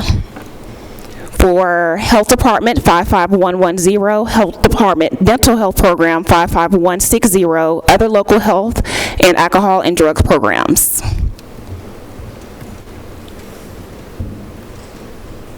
Okay, Mayor, you want to? Yeah, thank you, Mr. Chairman. Members, my recommendation is $857,058. Of course, there was a departmental request was higher, but that was going in at 10% on our benefits. We've reduced those down to 3.8 with that reflection, and this does have the 4%. It does have the 4% lift in it for her employees. I'd like to give them 10%, but Commissioner Dodd, that'd be good. Go 10%, but probably we're going to go with 4. Because they were just this department responded like crazy, and between her and her new assistant John is elevated and taken LaShann's place. They were, I can't say enough about them. They shined throughout the whole state for reacting to the pandemic and what you were able to do, especially with the loss of Dana halfway through the pandemic. You know, we lost our director, and she never missed a beat. And just kept trucking. So I'm very proud of you, John, and the whole department. So that's my recommendation, 857-058. She already did the all three. Oh, you already did the other. Dental health was $11,850. Do we have a dentist? We currently do not have a dentist on staff. However, we are looking to hire a dentist in the next couple of months. Okay. And then under the other local health services is $2,829,022.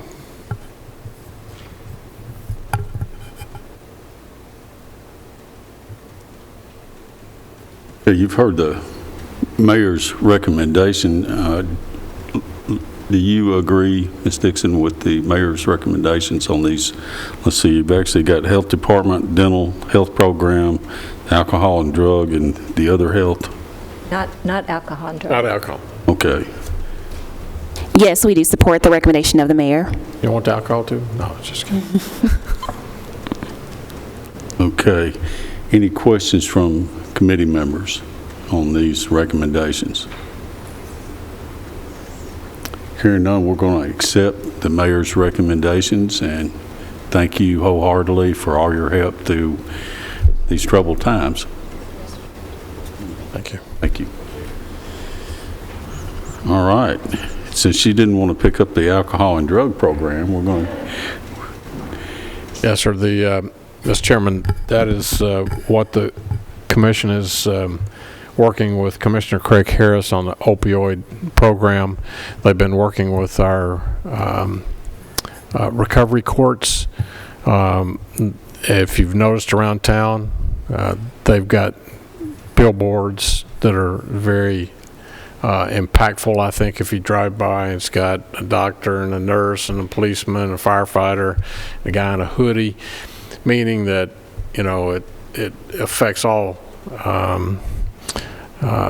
layers in our community, opioids, and hopefully it's having some impact. So that was the $25,000 that this commission allocated for that program, working through our recovery courts.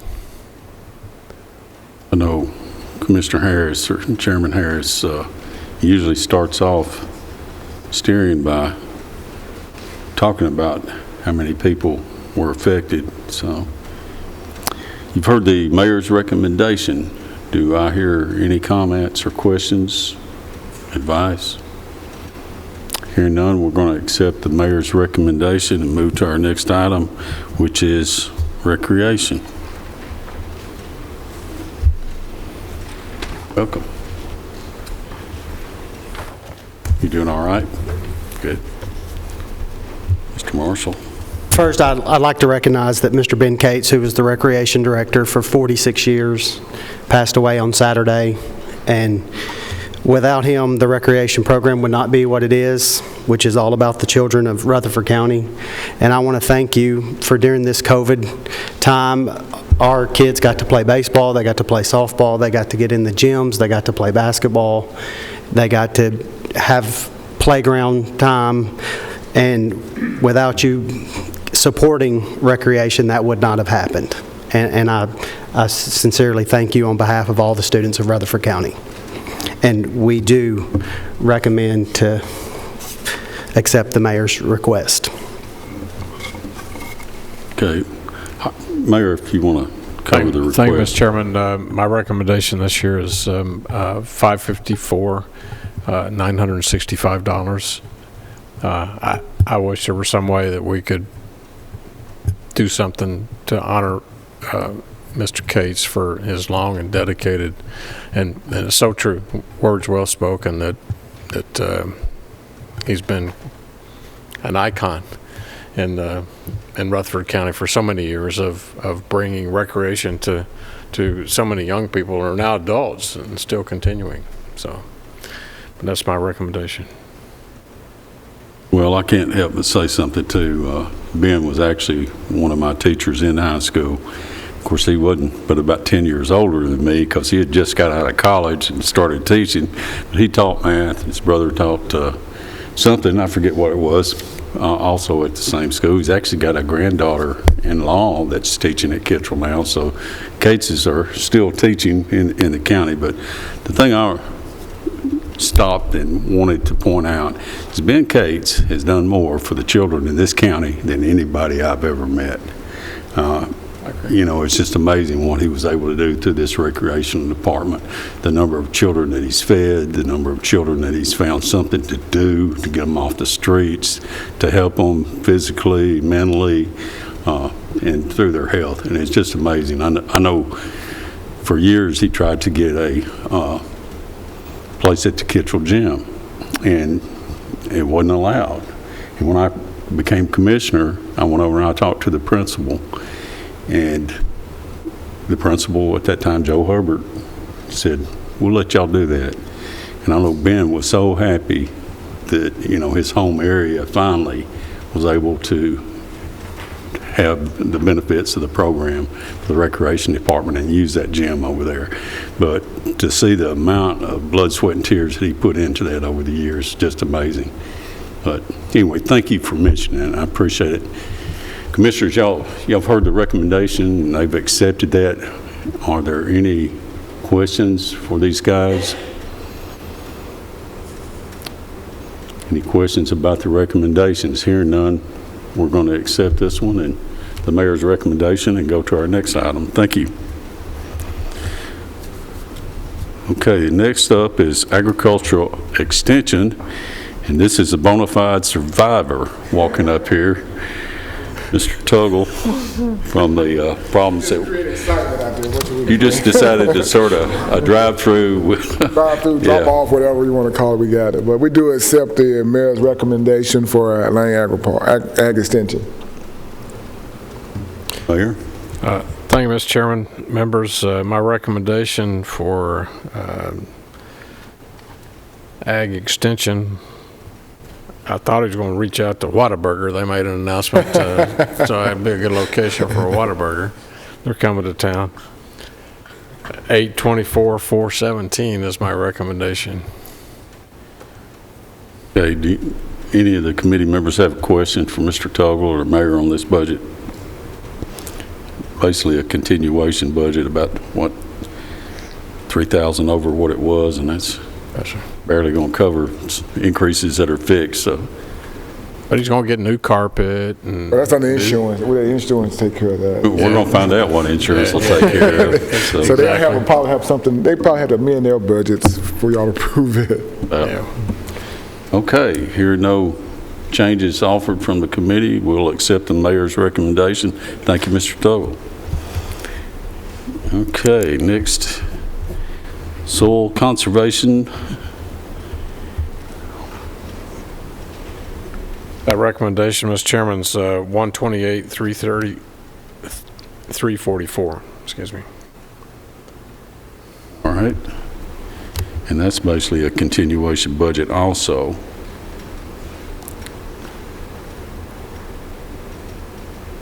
Any questions from our committee on this budget? And for those of you that don't know, their office is also Mr. Tuggle's building.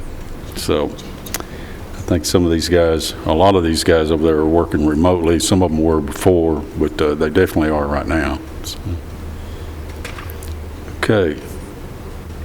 Here, no changes offered from the committee. We're going to accept the mayor's recommendation for soil conservation and move into sanitary and waste removal. And also, you're doing that one, aren't you, Mayor? Yes, sir. Thank you, Mr. Chairman. My recommendation is it changed from the recommendation of $41,000. We have the contract now, so it's at the department request. It came in at $39,034. $39,034. Okay, so you've heard the request from the mayor of sanitation and waste removal for $39,034, and that was bid? It's that, is it? Dead animal removal contract with South Central Tennessee Development District. Yeah, it's through South Central down in Mount Pleasant. You and I know what that one's all about, Commissioner Piercy. But yes, no changes that I hear from the committee. All right, so we're going to accept the mayor's request and add this to our agenda.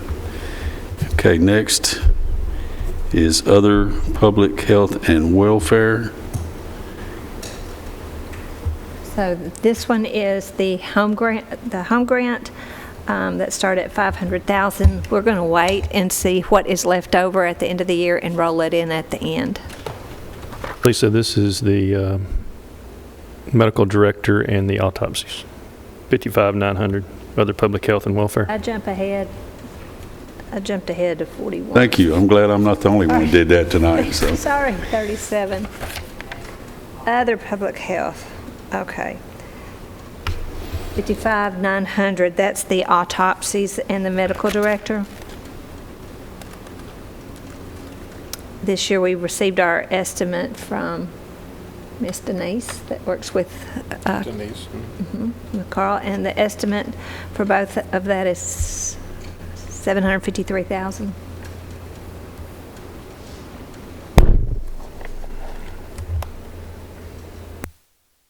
What was that amount again? $753,000. All right. And if you were on public safety, you would say that is a running estimate of what our costs are. That's been a tough pill for all of us. Yeah. Right, and it kind of goes back to the opioid thing, because with COVID, our suicides and our drug overdoses, with the amount of drugs that are being brought into the community, those numbers continue to go up, and of course Denise and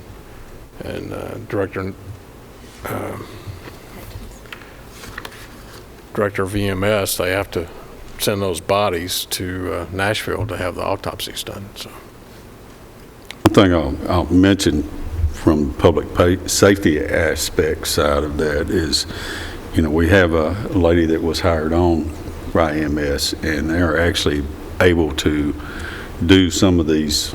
Some of the preliminary blood testings. Right, yes, which is saving us money.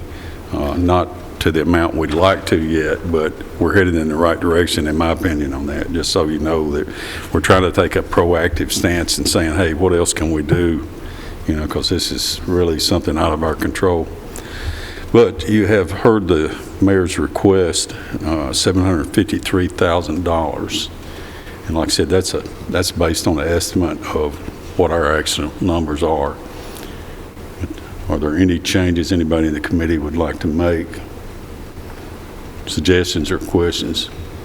Hearing none, we'll accept the mayor's recommendation and move on to the next one, which is other economic and community development. Lisa, you're going to do this one? Yes, sir. This is the third time I've tried to talk about this home grant.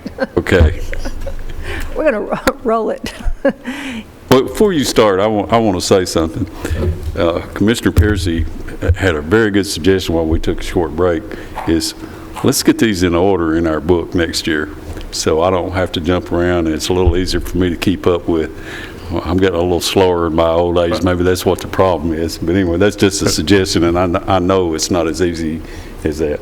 Could we, I have a suggestion as well. A lot of the change that I make, the top part of it are for people that are department heads that need to come, and the bottom part of it are the ones that Lisa and the mayor usually handle. So you'll see the next few will be in order as we go down.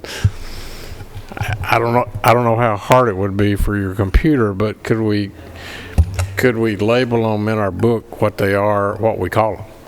Exactly. Thank you. The problem with that is that it all goes back to the state chart of accounts, and the state doesn't let me change their words.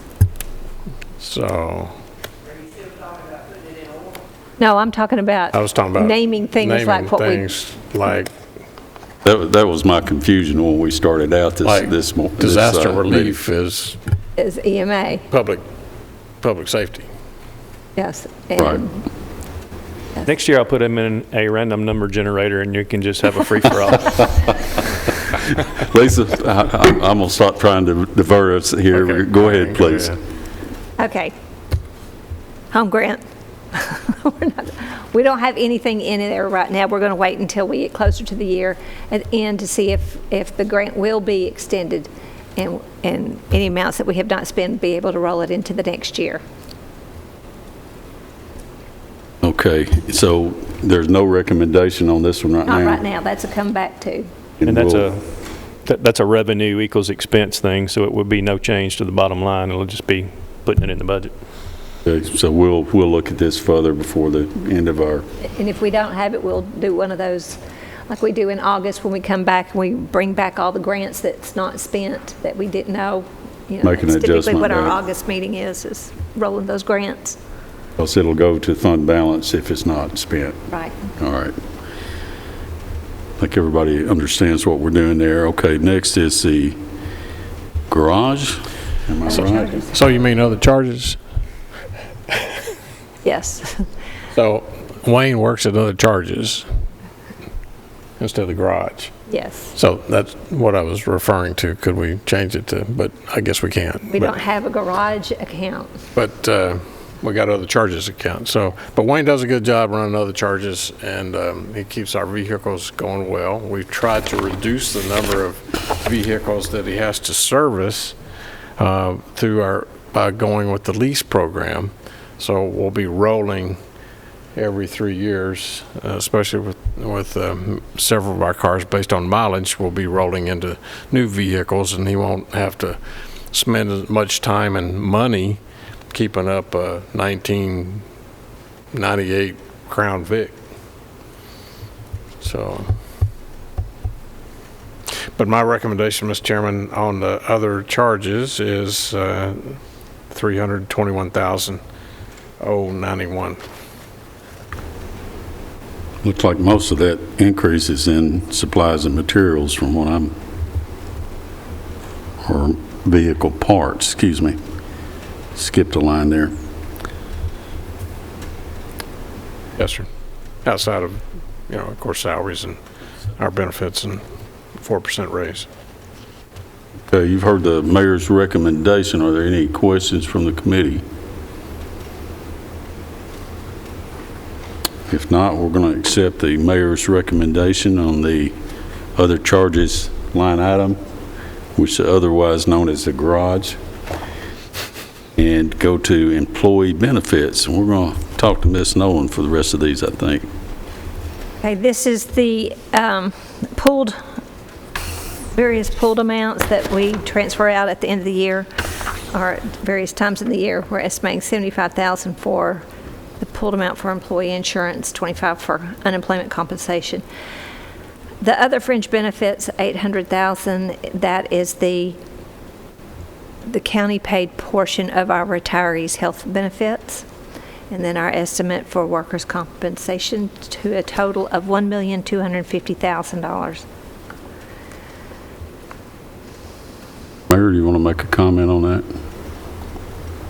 Well, in talking to Mr.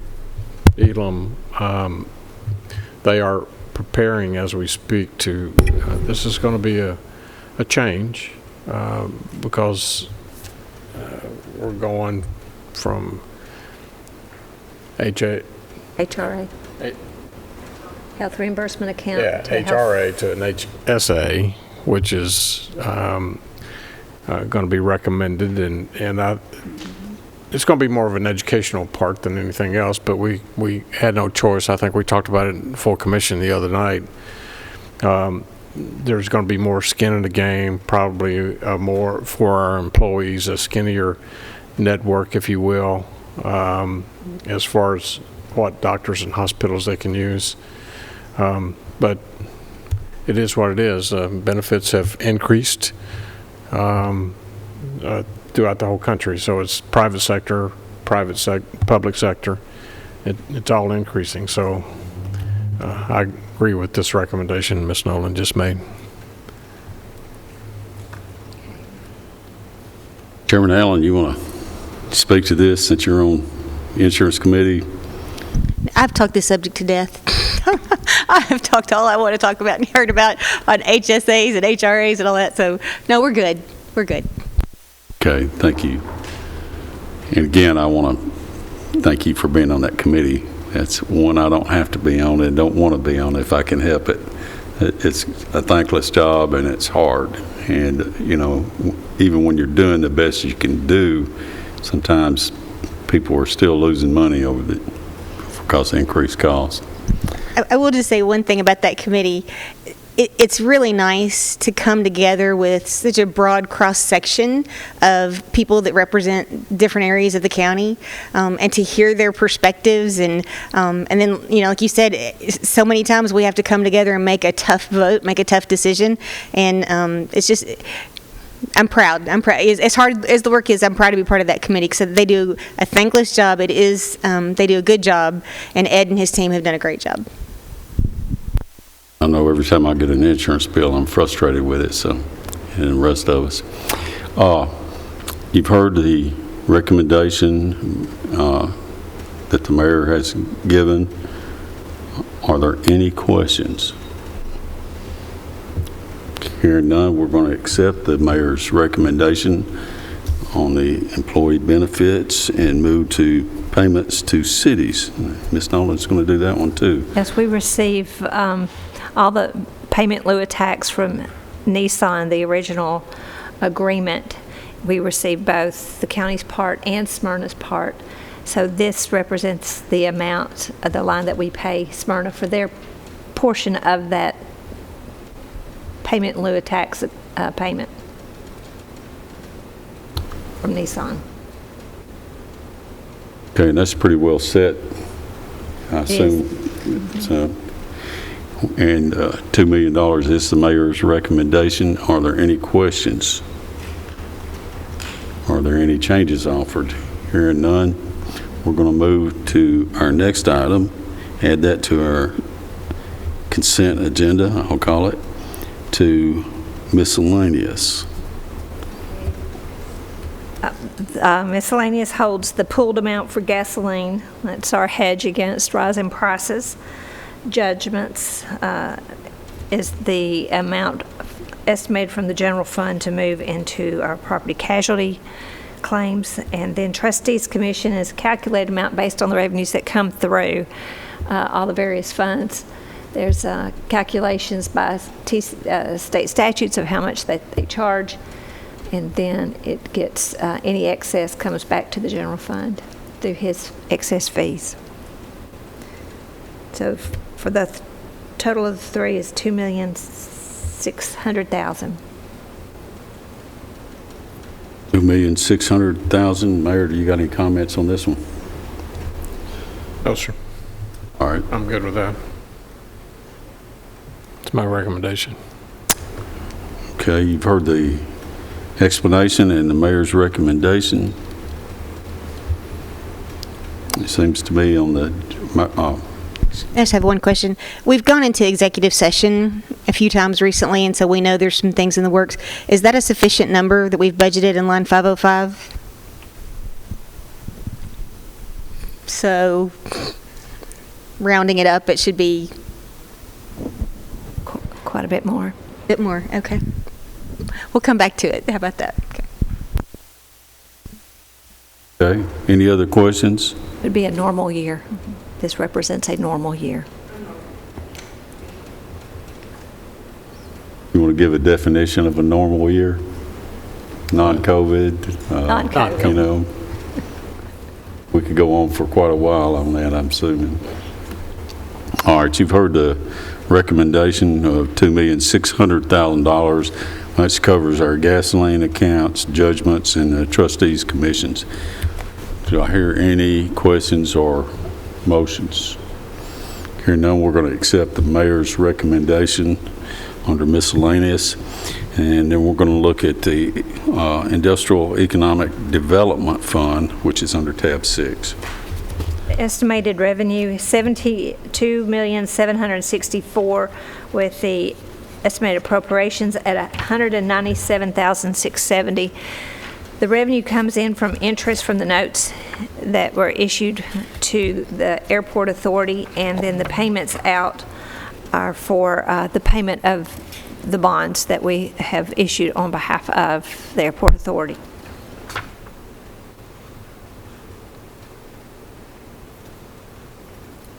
So this is revenue that you basically, you know that we're going to have in hand. It's We know not, what the revenue is, and Okay. we know what the payments are. And so this is the fund that we just funnel all that money through. It transfers out from Fund 119 and goes into the general debt service fund. Okay. And Mayor, I assume that's cut and dried with your recommendation? Yes, sir. Okay. 72,624. Expenditures 197,670. All right, you've heard the explanation on our revenues, expenditures, and the amounts here. Are there any questions for Ms. Nolan or the mayor on this recommendation? Hearing none, we'll add this one as accepted and move on to our general debt service fund under tab 15. Okay, the estimated revenue is $55,693,348, with expenditures at $58,206,221. The only thing in the appropriation recommendation is an estimate of $2 million for a payment for probably interest into next year on the next borrowing. What we've done and what you have approved to date was $6.2 million that for the for the airport authority. That will be a taxable issue, and then I think it was with the share of the city, it'd be about 35 million on the schools for those additions that have come through that y'all have approved, that we will be bringing resolutions to borrow that money. We're holding on that primarily for some other general capital projects that we're waiting to see what the commission's desire is. One, if the biggest one would be the special operations buildings that we have applied for the BRIC grant. That's the hope. That's what, at one point was, okay, if we don't get that, is the commission ready to move forward with a borrowing to pay for that, for those buildings? Behind that would be the additional money. And again, if that doesn't work, then it was to determine whether or not the emergency rescue plan money could be used. That needs to be determined. I think there was the other large was some work at the convenience centers. And the other large one,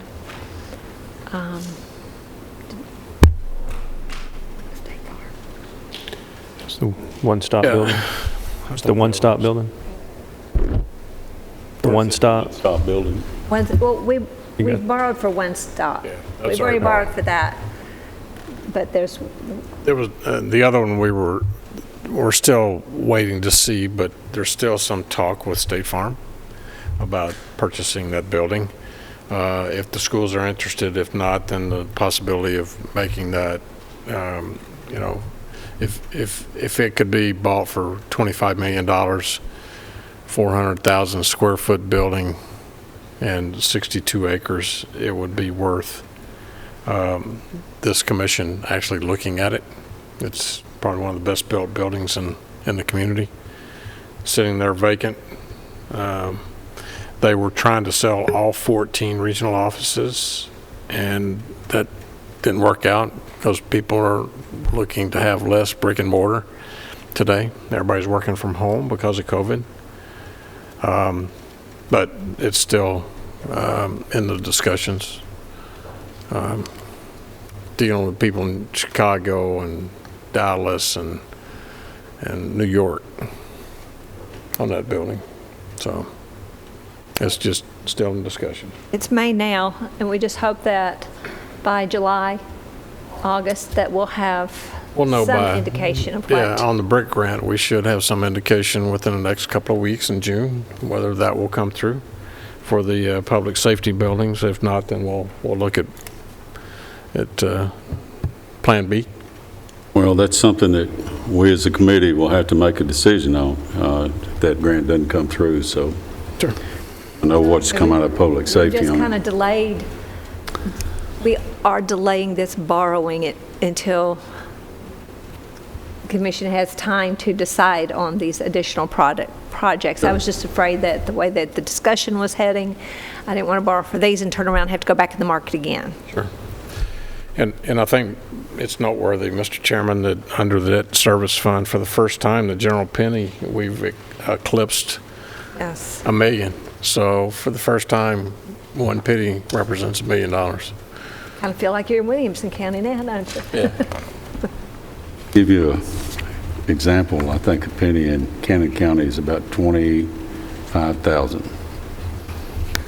So we think we have a hard job, but. Okay, you've heard the explanation by our finance director and the mayor's recommendation here on our fund service, our debt service fund, say it correctly. Chairman, the mayor doesn't make a recommendation on this, so this is another one of those that we'll need to make a motion on. Okay. So, having said that, do I hear a recommendation? And we will need a motion on this, since the mayor does not make a recommendation what this fund is. And it'll be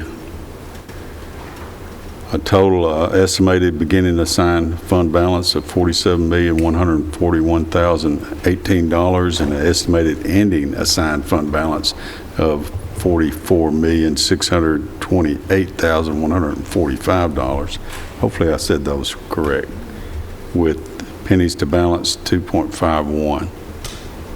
But right now reflects a 76% fund balance. But we do need a motion to move on with this, and this is something we'll revisit. So We're still getting numbers in, I believe, are we? Well, I mean, that's what it is today. Today. With a $2 million estimated interest payment for next year. I'll make a motion to approve as presented. thank you, Chairman Allen. Second, Commissioner Piercy. Any further discussion on the debt service fund? Hearing none, call roll, Mark. Commissioner Piercy? Yes. Commissioner Stevens? Yes. Commissioner Allen? Yes. Commissioner Dodd? Yes. Commissioner Johnson? Yes. Commissioner P? Yes. Motion carries. Thank you. Ladies and gentlemen, that's everything for tonight. I want to make an announcement that our next meeting will be here, and it's the joint meeting with the Health and Ed Committee, Budget, and the Board of Education. That'll be Tuesday, May 25th, 5:30. I have two questions. I know everybody wants to go home, but it's not going to take long. Okay. Will our joint meeting with Health and Ed be the only time we see the school budget? It's the only time we'll see it? Okay. You'll visit it on June 1st is set up for the Budget Committee to review that budget. So we'll see it twice? On June 1st, yes. My second question is for our finance director. This has nothing to do with what we've been talking about, but I want to know. The tipping fees from our host landfill. The host agency fee or the tipping fee? The money the county gets for the trash being put in Walter Hill. Yes. Up here we'll cover that. Does it come in one lump sum or is it paid Monthly. so much a month? Monthly. Monthly based on tonnage. How is that money used? Is it just put in the general fund? Does No, it have a goes in- purpose? Goes to the solid waste fund. Goes to the solid waste fund. Okay. The reason I'm asking these questions, we might want to look at this for the next 6 or 6.5 or 7 years, whatever there is left possibly. Could we set that money aside in a special fund for maybe the closing of our landfill or something for ourselves, for our own landfill? But when you say set money aside, to me, that's what your fund balance is. It's that money that's set aside for solid waste. I mean, it's in a separate fund by itself. Right now it's at, using the $435,000, it's estimated at $7.7 million at the end of next year. So to me, that is your money set aside. If you say, just because, this is accounting words now, the words you hear us use, unassigned fund balance, that we use in the general fund, but in this fund we call it assigned. It's assigned for solid waste. It's not for general purposes. This money that is in the monies that come into the solid waste, it stays in solid waste. And y'all have seen those budgets. It takes care of the convenience centers, the recycle, and the landfill and the post-closure. Those are your things. So if I would say to you is to watch the fund balance and maybe say to yourself, look, we don't want it to get below magic number. Say whatever the magic number is, whatever that number is that you're saying. If you're saying 8, say it's about 8, on a high side, 900,000 in a year, and 9 times 6 is 5.4. It does. It does. It's not as much as it used to be back in the day. It would be over $1 million. So it's I've seen it from 700,000 to $1 million in just the different times I can recall. But to add to his question, basically we could use that for closure or something in the future. You keep a record of how it goes up and down, right? Could you print that off for me sometime? I can. I have it from the very beginning. I'd like to see that. Okay. Thank you. We can go home now if Mr. P will let us. Any other questions from the committee? Commissioner Piercy had asked this if we were going to continue to pay Ms. Caldwell. Is additional money in here anywhere to retain her? Well, I mean, there's an amount, not specific. There is money for other contracted services. You know, generally it's triad. I think that's the same line that we paid. They do the core drilling and et cetera. And of course, Public Works probably, you know, we had talked about Mrs. Caldwell and her contract ran out last month, but she agreed to continue on through doing the accumulation spreadsheet of all the 9 that turned in the RFP, which she'll bring back to us probably within a week.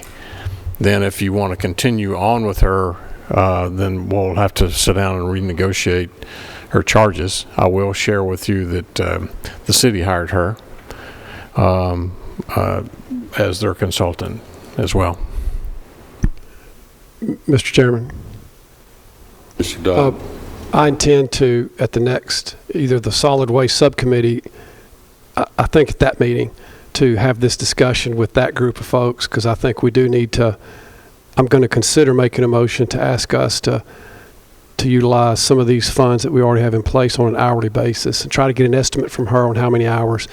I, for one, and I think Commissioner Pierce would agree, and Chairman, that I think she needs to stay on board through this process for a little bit longer. It's going to be pretty complicated. So I'm in the same mindset as you, and so I will be bringing that up. I appreciate that. And the three of us definitely know what we've been going through here. This is the 4th night in a row we've been here. We're going to ask the mayor if he'll let us in tomorrow night just so we don't get homesick. But yeah, I'll put the key under the mat. All right. Take the cat out. All right. There you go. Any other business tonight? Hearing none, we're adjourned. Thank y'all.